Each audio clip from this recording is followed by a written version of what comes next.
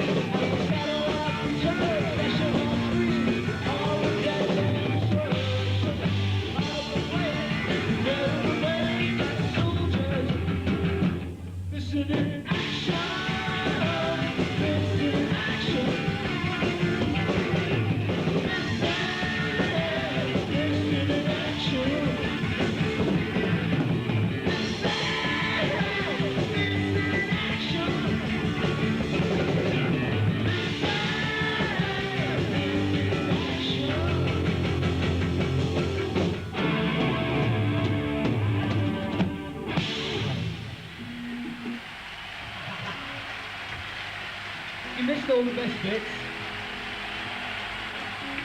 That's a 600 PA system for you.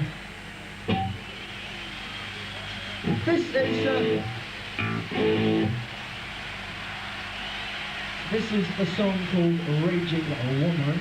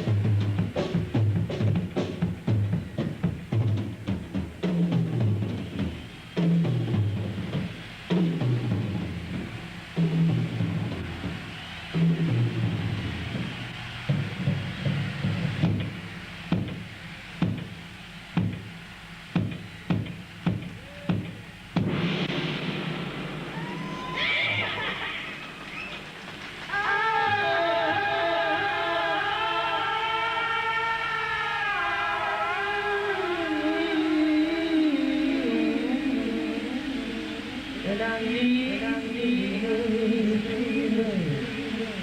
one night with you, oh, you make me feel so good. But I don't need your fooling. All this pain that you put me through. I don't wanna tie you down. I just wanna love you.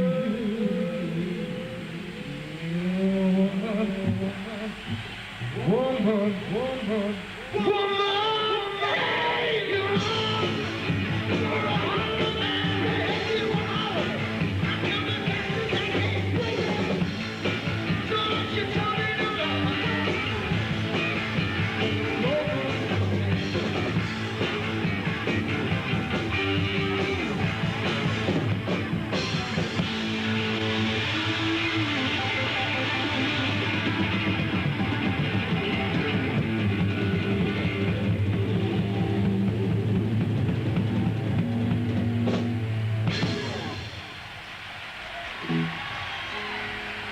Thomas.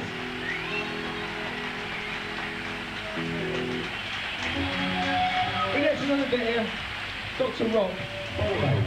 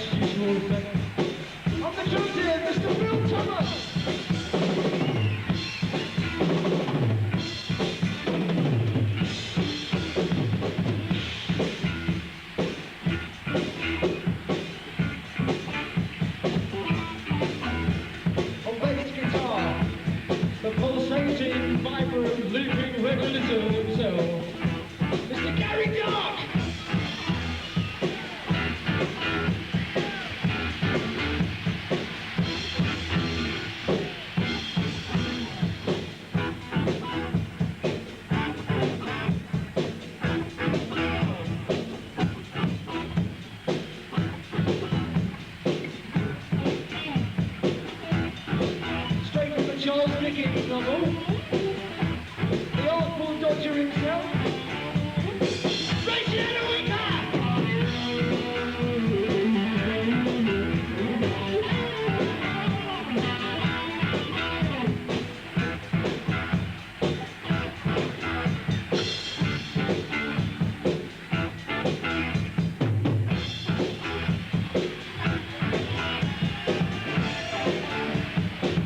This next man needs no introduction, I'm sure. One of the heaviest guys in the band. One time, could be Scorpion. One side could be Iron Maiden guitar player. Mr. Norman Langton!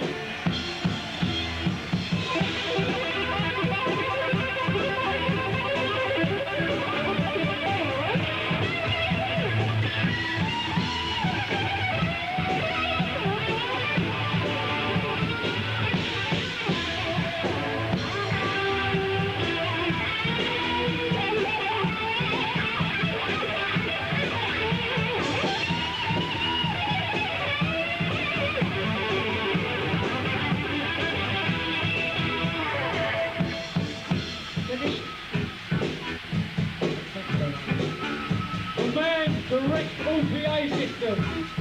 The burn out of, I was going to say, burn the balls off a charging runner, but I'm not allowed to swear tonight, Mum, so forgive me. It doesn't really blow the balls off a charging runner at 50 paces. A man with the overgrown tonsils.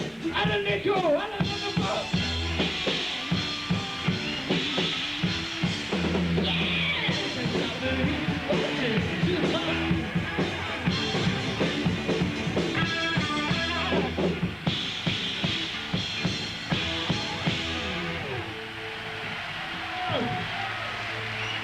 You wouldn't believe the mistakes that are happening tonight. This has never happened before. Everybody's getting the bollock in here. We come straight from our sick bed for order. Right. Let's finish with a number called Are You Gonna Boogie? This is for the Exhibit A fans.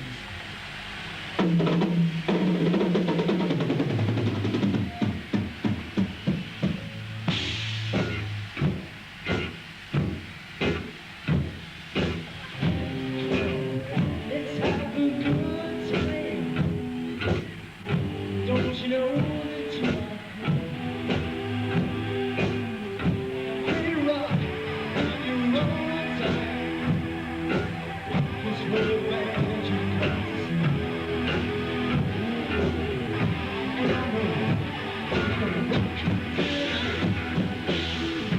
Yeah, I know that you we're gonna sing these blues.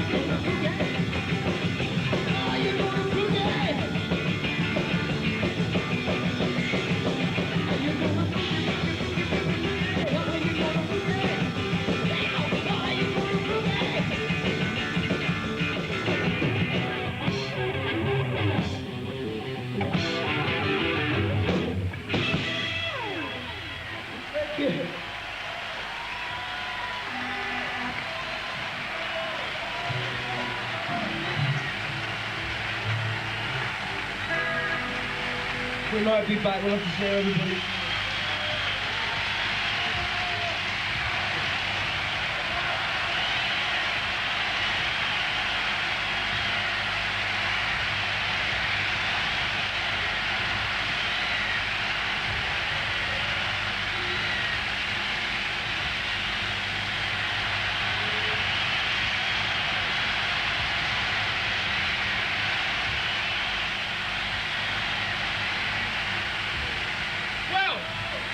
You lot?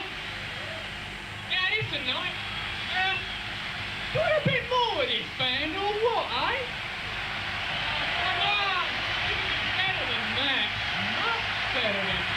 If you want that sexy Alan to get right out there in front of those stage and show his groin, you gotta scream for it. So, are you gonna scream for it? Are you gonna scream? Well, we're here anyway!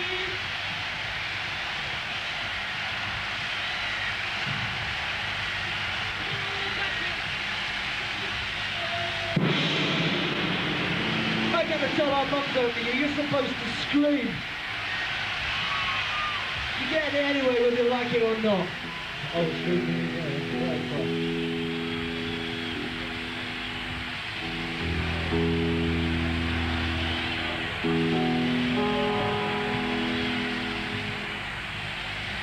It's because you have to pay £1 to come in, Jesus. Most of that went to the sports grounds.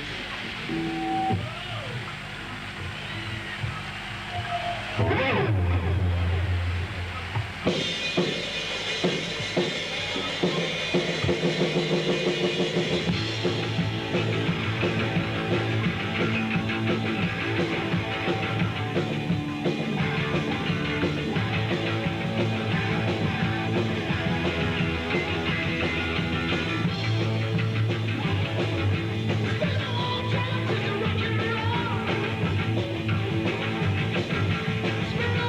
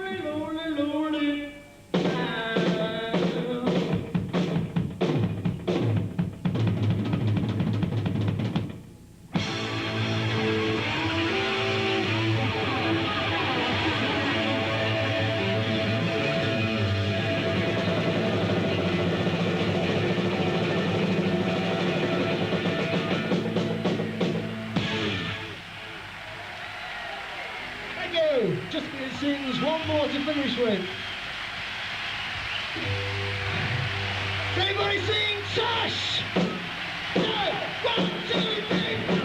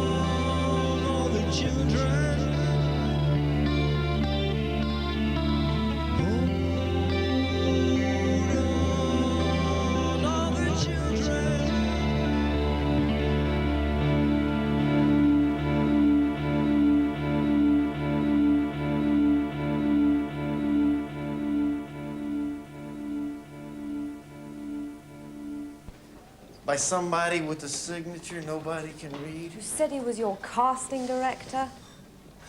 I don't get it. And that he was screen testing a few girls. Jerome. Jerome! Could you come back in a little while? I'm kind of busy right now. Get rid of him. Now. Giselle? Au revoir.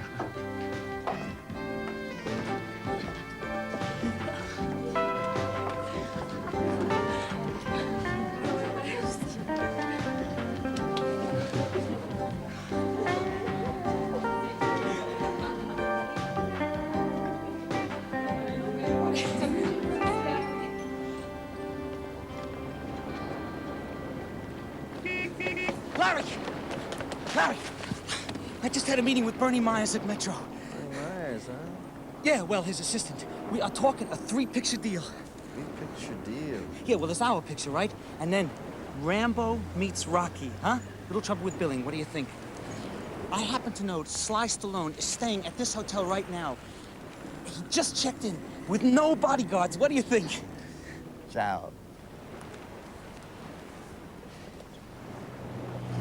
Ciao. Larry, will you believe in me? Larry, would I lie?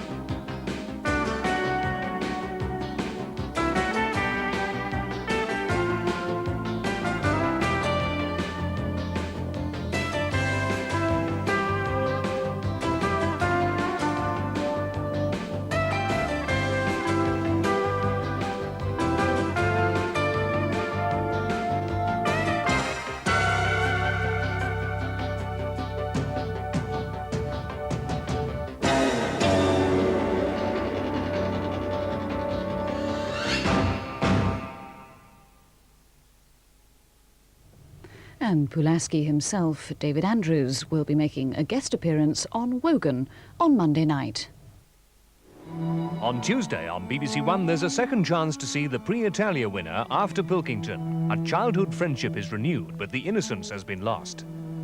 Penny, some woman's wisdom, please. What's happened to Pilkington? I really don't know. All I know is that Deirdre and the girls miss him dreadfully. I just hope it's nothing ghastly. Would anyone like some more coffee? There you are, Derek. As always, your wife's heart has gone straight to the heart of the matter. I'm sorry, I didn't want to alarm you. You were following me? No, I wasn't. I was merely wandering in this direction. You were following me? Just as you were staring at me before. Why? But I assure you, I really... You're quite right, of course. I was following you. And I was staring at you. Miranda Richardson and Bob Peck star in After Pilkington next Tuesday at 9:30 on BBC One. Now on BBC One, Omnibus. On the eve of the publication of his autobiography, the American playwright Arthur Miller gives an exclusive interview to Alan Yentob and looks back now over his life and work.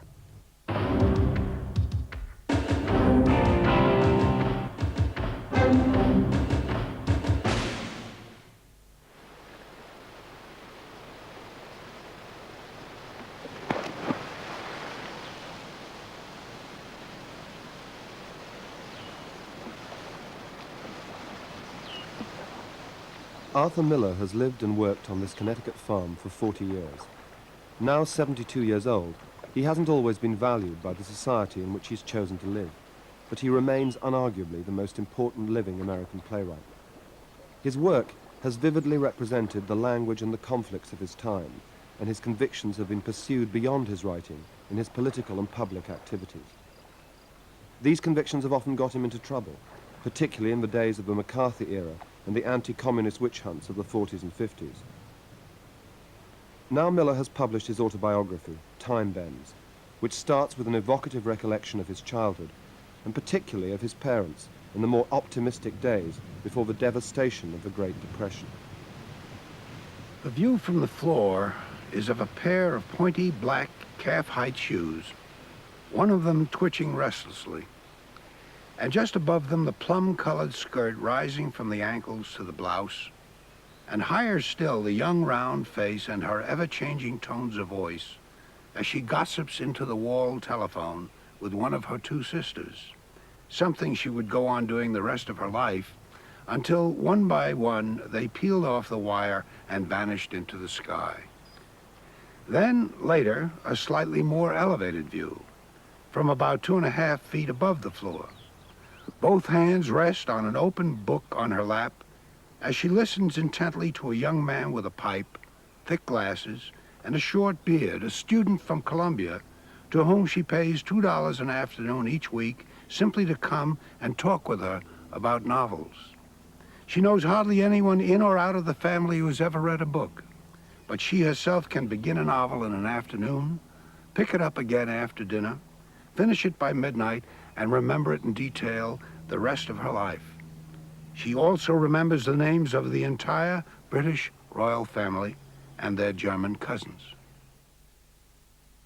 Miller's mother, Augusta, was a New York Jewess of Polish descent who married Isidore, an immigrant who in turn had arrived alone in America at the age of 6 from a small village in Poland.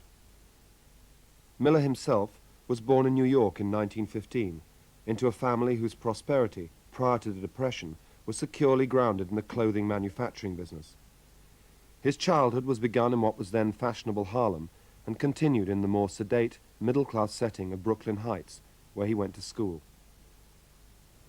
You, of course, are a first-generation American, but your father wasn't. He was a Polish Jew. Coming from Europe, did your father feel like a Jewish immigrant to America? And did that affect your outlook as a child?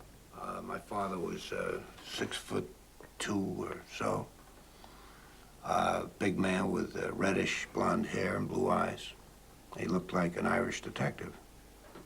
So, there's some reason he got this attitude that he was fairly invulnerable, I guess. And nobody seemed to argue about it. So I think that sort of filtered down, and one didn't feel defensive very much about anything. And he himself, when he did speak about it at all, since he circulated among all races and religions and so on in his travels around the United States, had a kind of level-headed view of the whole thing. He didn't think the Jewish problem was the most important problem the United States had at the moment, or that Jews were particularly oppressed or not oppressed or anything. It was, in other words, a question of how well you comported yourself, no matter who you are. There was a residual kind of anxiety, I guess, because Europe was still Europe, although he wasn't quite sure where that was. I mean, when I first went to Europe after the war, simply to look around, he couldn't believe that I was going to Europe. He said, "Why do you want to go there?" Because Europe to him meant this dreadful hovel in the middle of Poland. And I said, "Well, there are great cities in Europe." He wasn't at all convinced that the whole thing made any sense at all. Why anybody would leave this country for 20 minutes to go to Europe was simply beyond him. So he was as American as anybody out in the middle of Kansas. The central experience in your childhood is a depression. It's something that's reflected throughout your work. Up to that point, your father had been a very successful businessman. How did the crash affect him? I think basically it made my father, like he was typical. They had been leaning on the future, always. See, the future was rising. Suddenly, it wasn't there anymore. Suddenly meaning weeks, a matter of weeks. Now, that didn't mean he was impoverished suddenly. It meant that the confidence was sucked out. It's as though the shoreline, you got up every morning, you saw a certain shoreline. You get up one morning, the beach is gone. The rocks have fallen into the ocean. And another storm is promised for tomorrow night. So how far back do you move? In those days, there was respect, personality, comradeship, gratitude. Death of a Salesman was written in 1946, but it's rooted in Miller's personal recollections of the Depression. Although his father began his career as a salesman, the character of Willie Loman came to represent something more, an image of American fatherhood confronted by the collapse of the notion that a man's success was measured by his prosperity. How the year Al Smith was nominated, your father I've got to see some people. I'm talking about your father. There were promises made in this office. You mustn't tell me you've got people to see. I put 34 years into this firm. Now I can't pay my insurance. You can't eat the orange and throw away the peel. A man isn't a piece of fruit. Now pay attention. In 1928, I remember I had a good year. I averaged $170 a week in commissions. No, Willie, you never averaged. I averaged $170 a week in the year of 1928, and your father came to me. Or rather, it was right here in this office, across his desk. He put his hand on my shoulder. You'll have to excuse me, Willie. I've got to see some people. Pull yourself together.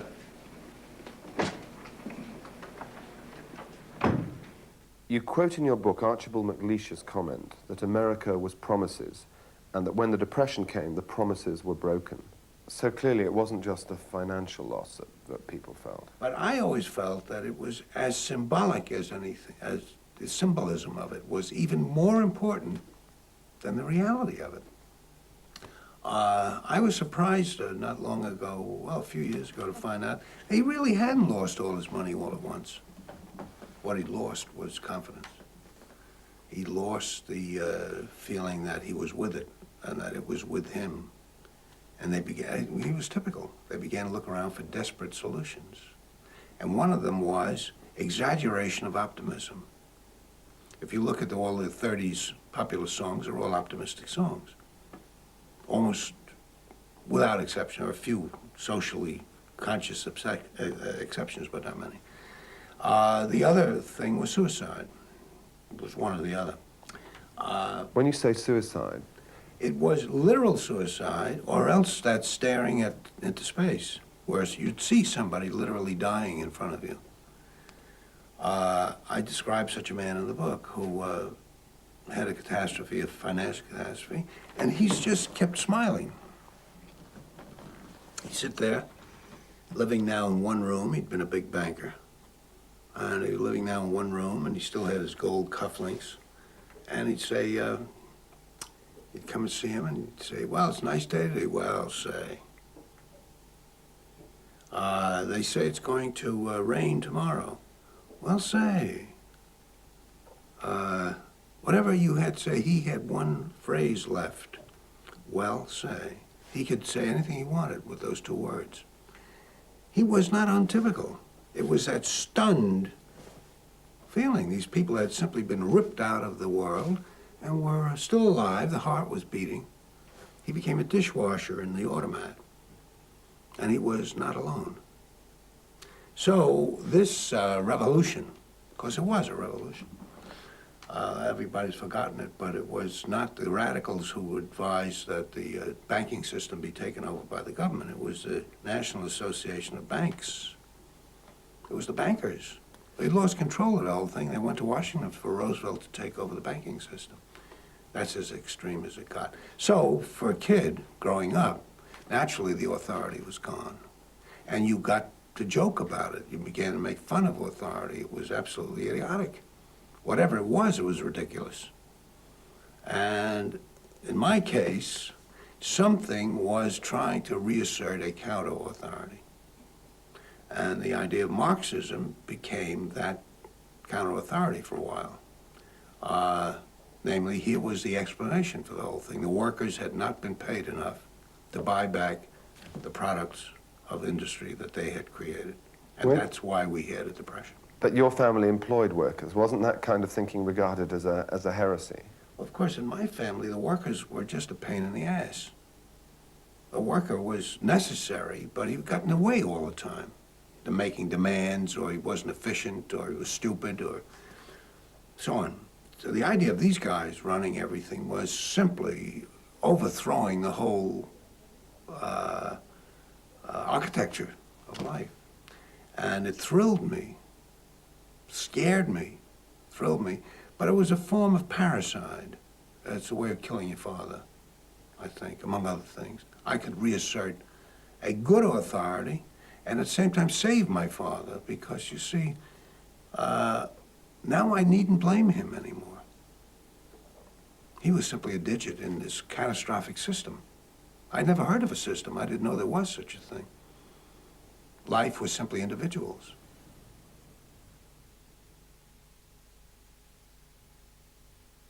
Miller worked at a succession of jobs for 2 years in order to pay his way through college. He gravitated to the most radical campus in America, Michigan State, and in 1938 went to work for the Federal Theater Project,